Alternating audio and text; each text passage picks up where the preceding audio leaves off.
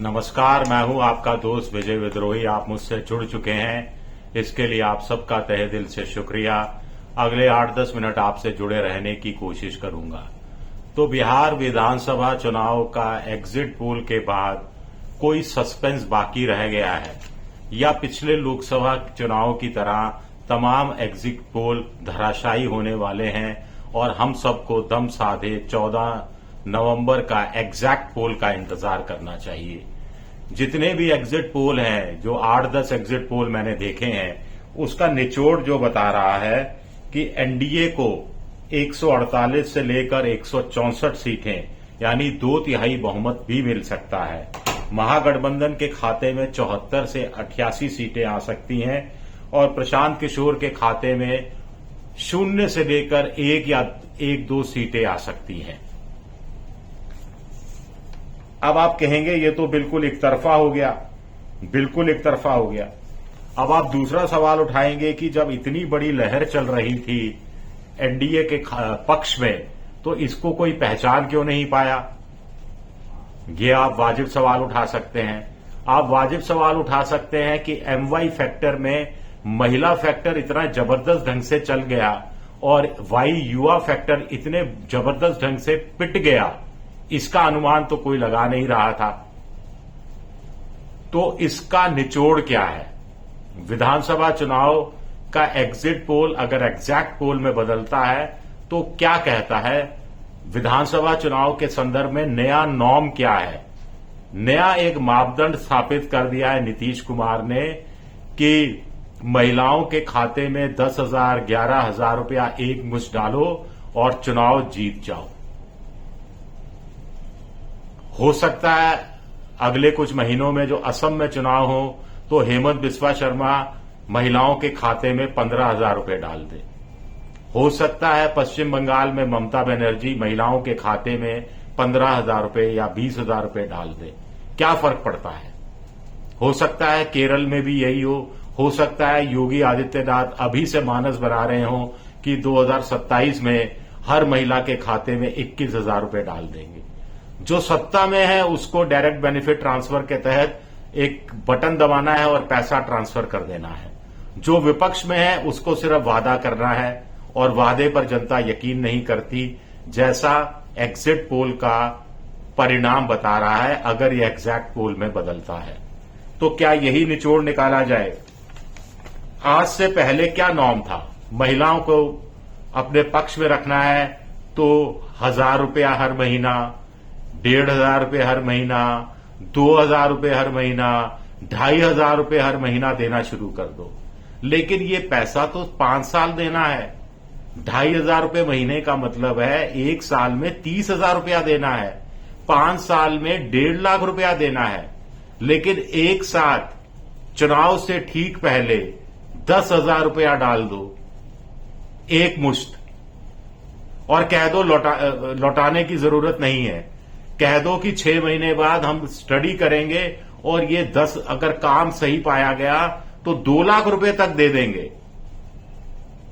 देना नहीं देना अलग कहानी है और आप चुनाव जीत जाते हैं। सस्ता सौदा है, सस्ता सौदा है। आप यकीन मानकर चलिए, सस्ता सौदा है। कहां तेजस्वी यादव को अगर वो चुनाव जीत जाते, एग्जिट पोल के अनुसार हार रहे हैं, अभी एग्जैक्ट पोल आया नहीं है, तो उनको सरकारी खजाने से हर साल 30,000 रुपया प्रति महिला खर्चना पड़ता।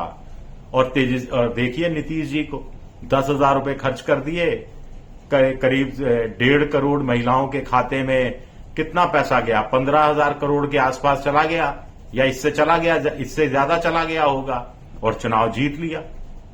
अगर ट्रेंड यही बता रहा है, आंकड़े यही बता रहे हैं, तो पहला निचोड़ ये है। दूसरा निचोड़ ये है कि नीतीश शानदार ढंग से वापसी करते नजर आ रहे हैं।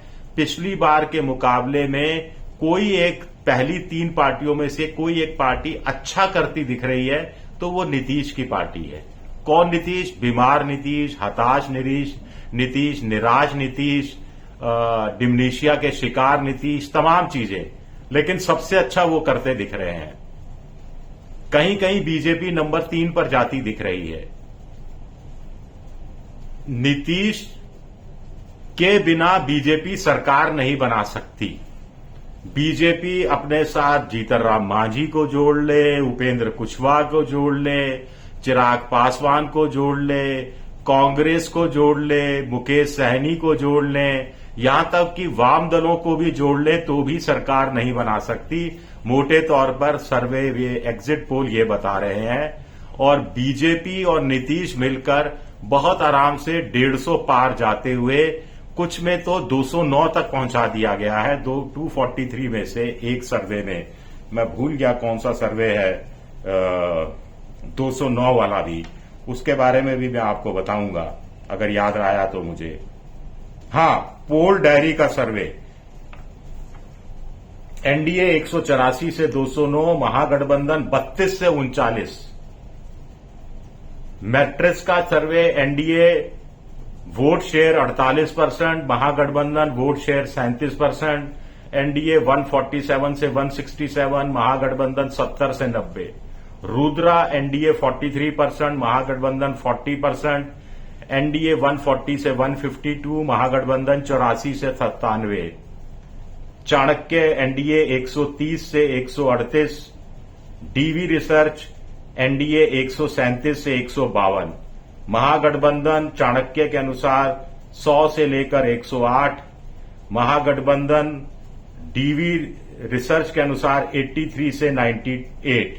प्रशांत किशोर कहीं 0 है, कहीं 2 है, कहीं 1 है, कहीं 4 है, कहीं 7% वोट है, कहीं 8% वोट है, कहीं 7% वोट, ज्यादातर जगह 5, 6, 7%, कहीं 5% वोट भी है।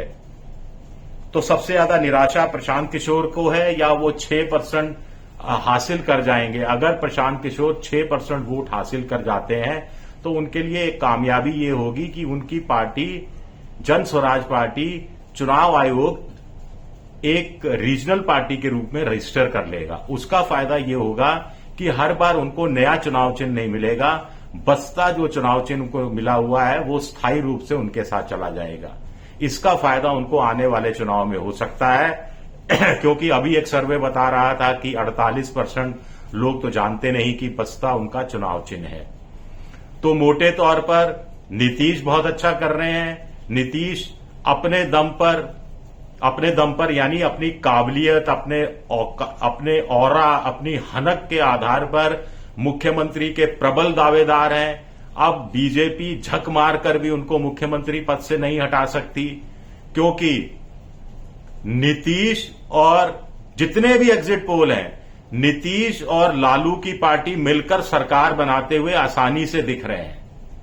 लेकिन माइनस नीतीश बीजेपी सरकार बनाती हुई किसी भी एग्जिट पोल में दिखाई नहीं दे रही है। ये नीतीश का जादू है जो चलता हुआ दिख रहा है अगर ये एग्जिट पोल एग्जैक्ट पोल में बदलते हैं। शुक्रिया मेरा वीडियो देखने के लिए। पसंद आए तो लाइक कीजिए, सब्सक्राइब कीजिए, शेयर कीजिए।